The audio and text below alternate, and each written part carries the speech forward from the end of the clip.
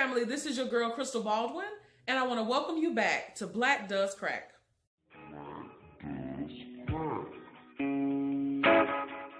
That I've experienced with guys, like the way guys do certain things, and I'm sure guys can say the same thing about the way women do things. The feminization of the black man or the black male. A lot of our men are raised by women, so they tend to have a lot of holism and self-hatred. That's another thing, how we see one another, how we see ourselves, how we hate ourselves, how we hate our own features.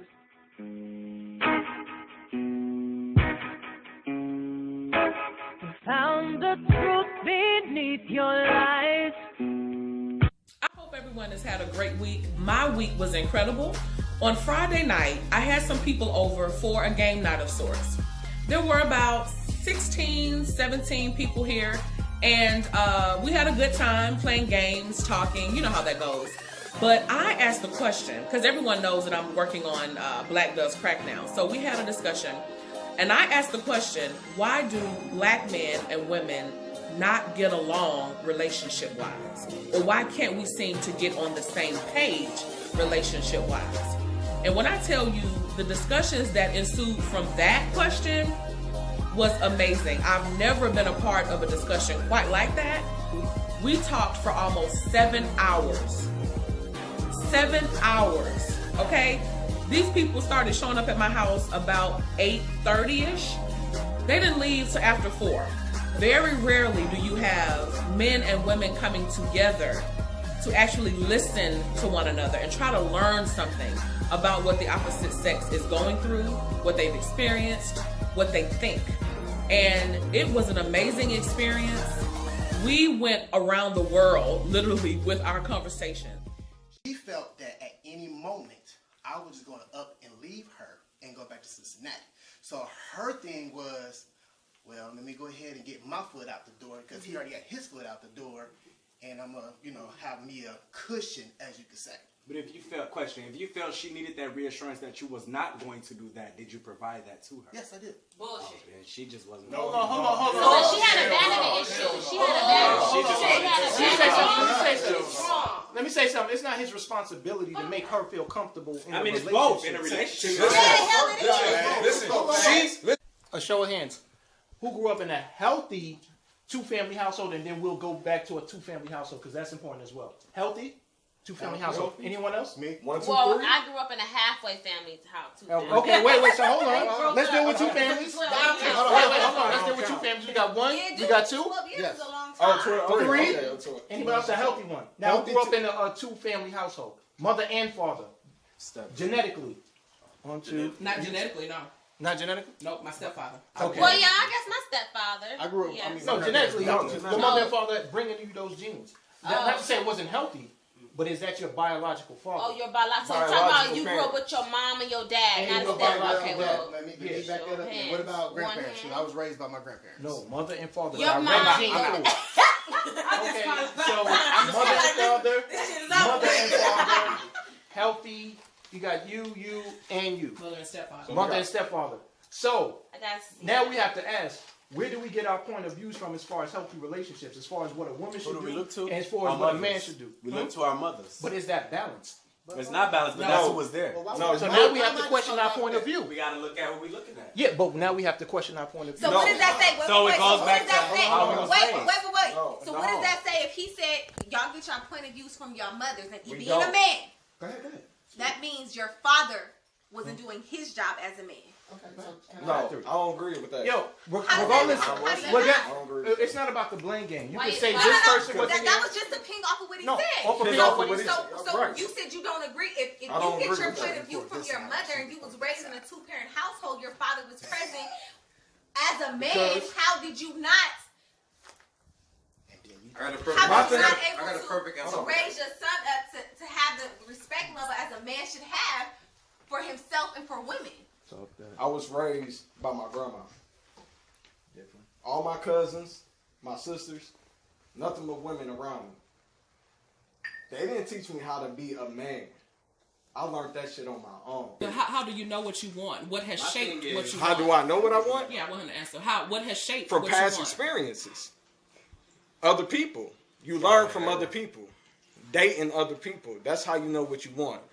You see, you watch your cousins, your moms, aunties. You watch everybody around you, relationships as you get older. I don't care who you is. You a kid. You watch older people all the time. If you don't, I don't know what you're doing. But you watch older people, and you watch your family. You watch your family, you watch other people's relationships, and you figure out what you want and what you don't want. And that goes hand in hand with knowing yourself, what you want and what you don't want. So that's how you know you. That's how you know. That's how you know. You gotta know yourself. Let me add my You gotta know little yourself. You gotta know yourself.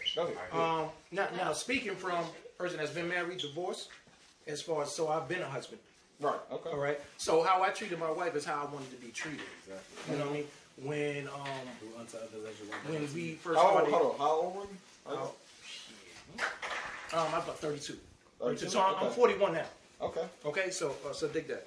So when we first started to cohabitate, I was the first one to get a job.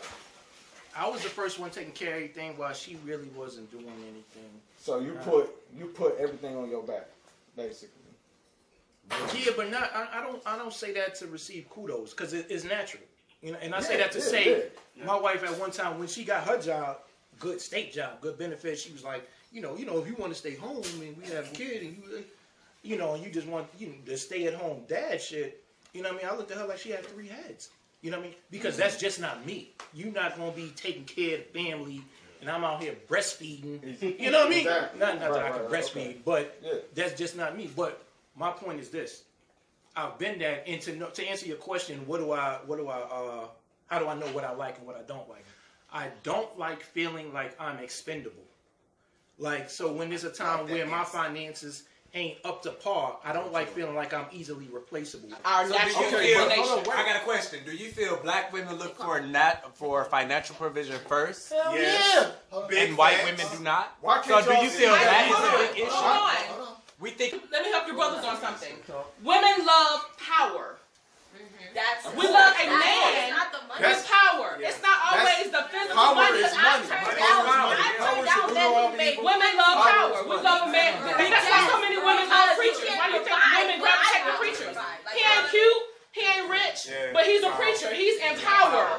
People That's have, a different debate. I'm not even but I'm saying that's what they like. Why do they like church musicians? It's a sense of power. It has nothing to do with his money. Facts. Not a thing.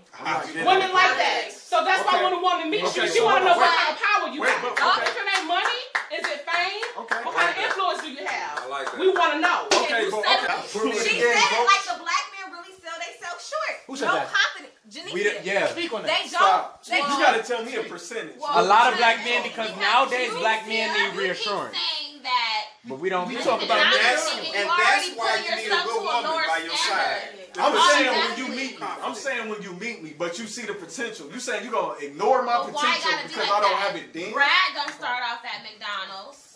Personally, I feel like we entering into these relationships with the wrong mindset. That's And this game, That's it. the finances, the clothes, all that shit. You gotta come into your relationship seeing like what's really real. At the end of And at the end of I tell you that I learned so much about men from that night.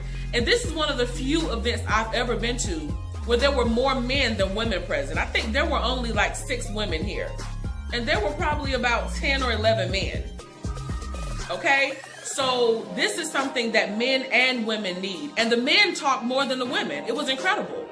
Okay? I've never been to an event where black men, young black men, were talking about their feelings, talking about their emotions, talking about past hurts from relationships, past hurts from what their parents put them through, what their parents demonstrated before them. It was unlike anything I've ever seen. And so I want to encourage all of my audience, do not be afraid to have these conversations. It's therapeutic, it really is. We left here, well, I can't say we left here because I live here, but everyone was saying how they left here feeling lighter. They left feeling better. They felt like they accomplished something and like they learned something. And we enjoyed it so much, they're talking about doing it twice a month, even doing a retreat. And I want to tell you, whatever it takes to get us on the same page, we've got to be willing to do that. Okay, family, that's all for today. I hope you were encouraged and motivated by these conversations. Let's talk about this stuff in our friend groups and our families. Don't be afraid to have these tough discussions because it's really worth it. If we want to fix anything, we've got to be honest and open about how we're feeling, okay? So until next time, don't forget if you have questions, comments, or you have topics you want us to discuss, please email us at fixblackcracks@gmail.com. Also, you can find us here on YouTube or on Facebook at Black Does Crack, okay? Until next time, you guys, I love you. Be blessed.